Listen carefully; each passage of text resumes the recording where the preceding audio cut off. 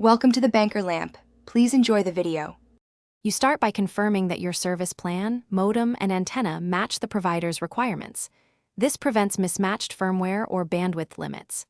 Once done, pick a location with an unobstructed view of the sky and at least 30 degrees clearance from trees and buildings so the dish can sweep.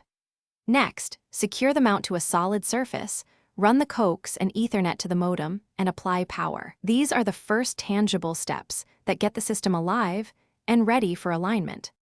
Now you perform the precise alignment.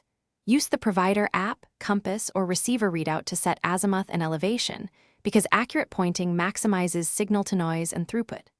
While monitoring the signal meter, slowly sweep and stop at the highest SNR, then tighten all mounting bolts to lock the position so it won't drift. Once locked, log into the modem's web GUI, enter your account credentials, and configure IP mode, DHCP leases, and wireless SSID/password so devices can join the network securely. Finish by running the provider's activation flow and any firmware updates, because those complete provisioning and patch security holes.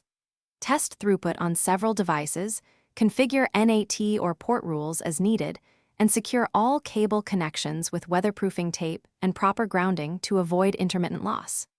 If you can't establish a link, recheck the dish azimuth and elevation, confirm cable continuity and connector integrity, and verify the account is activated with the provider.